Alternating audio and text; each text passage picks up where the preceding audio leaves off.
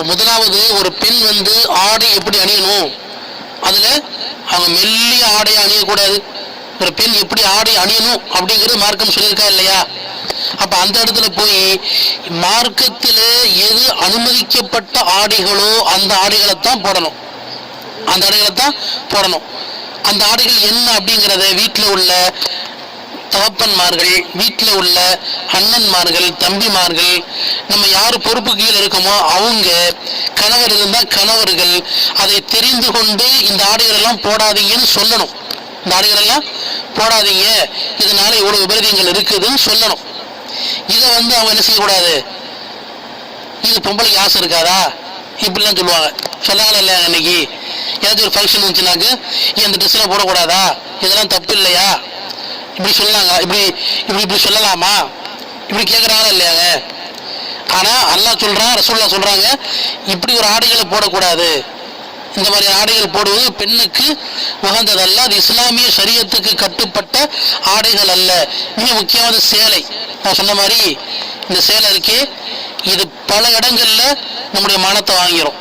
நமக்கே தெரியாது, நமக்கே தெரியாது. பல பேர் நம்ம கெண்டக்கால பார்த்துருப்பாங்க.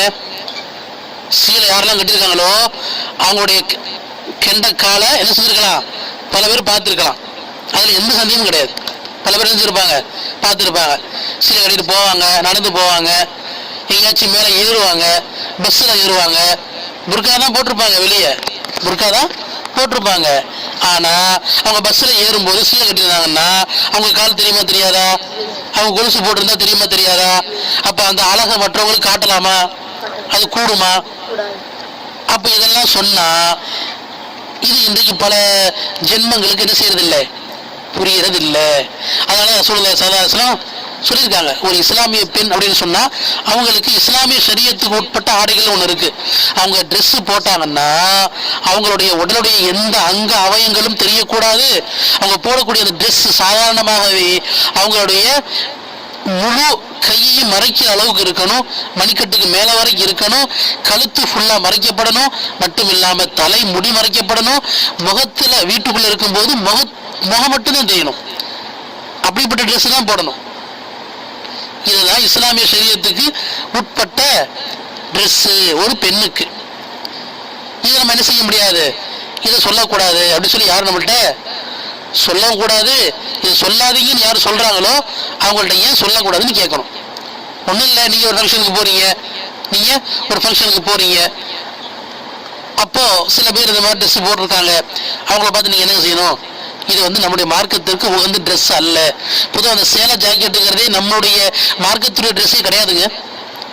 சேலை ஜாக்கெட்டுங்கிறது நம்முடைய மார்க்கத்திற்கு உகந்த ட்ரெஸ்ஸே கிடையாது, அது சரியாவுடைய ட்ரெஸ் இல்லை. அது எந்த நேரம் வேண்டுமானாலும் நம்முடைய உடலின் அங்கத்தில் ஏதாவது ஒரு பகுதியை நமக்கே தெரியாம காட்டிடும். திடீர்னு குடிச்சு எந்திரிப்பாங்க, டக்குனு என்ன செய்யும், இடுப்பு தெரியுமுங்க, தெரியுமா தெரியாதாங்க? தெரியும். திடீர்னு குடியவாங்க, தலையிலிருந்து சேலை கீழே விழுந்து முதுகு தெரியும், தெரியுமா தெரியாதா? ஜாக்கெட்டே தைக்கும் போது எப்படி தைக்கிறாங்க, ஒரு அடிமை போடக்கூடிய ஜாக்கெட் தான் தைக்கிறாங்க இன்னைக்கு தைக்கிறவங்க. அடிமை போடக்கூடிய ஜாக்கெட், அடிமை பெண் அந்த காலங்களில் அடிமை பெண்கள் என்ன செய்வாங்க, குறைவான ஆடைகள் தான் போடுவாங்க. அப்ப குறைவாக யார் ஆடைகள் போடுறாங்களோ இவங்கெல்லாம் யாரு, அடிமைகள். அப்ப அவங்களை அடிமைகளை தான் நடத்தணுமா? அதனால நம்ம சொல்லணும், இதெல்லாம் அடிமைகள் ஆடைகள். ஒரு சுதந்திரமான பெண் அப்படிங்கிறவங்க முழுமையான ஆடை போடணும், முழுமையான ஆடை. வீட்டுக்குள்ள இருந்த முழுமையான ஆடையில முகம் மட்டும் தெரியணும், வீட்டுக்கு வெளியே போனாக்க முகமும் தெரியாம உச்சந்தலையிலிருந்து உள்ளங்கால் வரைக்கும் எல்லாத்தையும் மறைச்சிட்டு தான் போகணும். அதுக்கு நம்ம நிலைகள்லாம் சொல்லலாமா, எனக்கு இப்படி இருக்குது அப்படி இருக்குது, அந்த நிலைமைகள் எந்த நிலைமையுமே சொல்லக்கூடாது, எந்த நிலைமையிலுமே சொல்லக்கூடாது. அவங்களுக்கு உடம்பு சரியில்லாம இருக்கலாம், உடம்பு சரியில்லாம இருந்தா அதுக்காக வேண்டி இந்த ஆடைகளை குறைக்கணுமா, ஆடைகளை குறைக்கணுமாங்க? உடம்பு சரியில்லாம இருக்கு அதனால வெளியே போறேன், வெளியே போகும்போது இந்த ஆடையை குறைச்சு போட்டு போவேன் சொல்லலாமா? சொல்லக்கூடாது, தப்பு. அப்ப விளக்கம் இல்லை. அப்ப இஸ்லாம் அப்படிங்கிறது நமக்குன்னு சொல்லி பெண்களுக்குன்னு சொல்லி தனியான ஷரியா மார்க்கத்திற்கு உட்பட்ட சில ஆடைகளை சொல்லி இருக்குது. அந்த ஆடைகளை தான் நம்ம போடணும். நிறைய ஆடைகள் சொல்றாங்க. என்னென்ன ஆடைகள்? மெல்லிய ஆடைகள் போடக்கூடாது, உடல் அங்கங்கள் தெரிகின்ற டைட்டான ஆடைகள் போடக்கூடாது. சில சொன்னாங்க இல்லையா, நீங்க ஷாலே போட்டாலும் உங்களுடைய முடியினுடைய ஷேப்பு கூட வெளியே தெரியாத அளவுக்கு போடணும். ஒட்டக திவில் மாதிரி அவருடைய தலை இருக்கும். அப்படிப்பட்ட பெண்கள் அவர்கள் சொர்க்கத்துடைய வாசத்தை கூட பெறமாட்டார்கள். சொர்க்கம் அதனுடைய வாசம் எப்படிப்பட்டதுங்க? பல ஆயிரக்கணக்கான மைல் தூரங்கள் பயணம் செய்து போகக்கூடிய அளவுக்கு வாசம் வீசும். அந்த வாசத்தை கூட இவங்க பெற முடியாதுனா அப்ப இவங்க சொர்க்கத்துடைய வாசத்தை விட்டும் எத்தனை ஆயிரக்கணக்கான கிலோமீட்டர் தள்ளி இருப்பாங்க. அவங்க சொர்க்கத்துக்குடைய நுழையவே முடியாது, வாசத்துக்குள்ள நுழைய முடியாது, எப்படி கூட தெரியாது. நாதுபில்லா ரசூலுடைய சாபம் இருக்குது. நல்லா பாதுகாக்கணும்.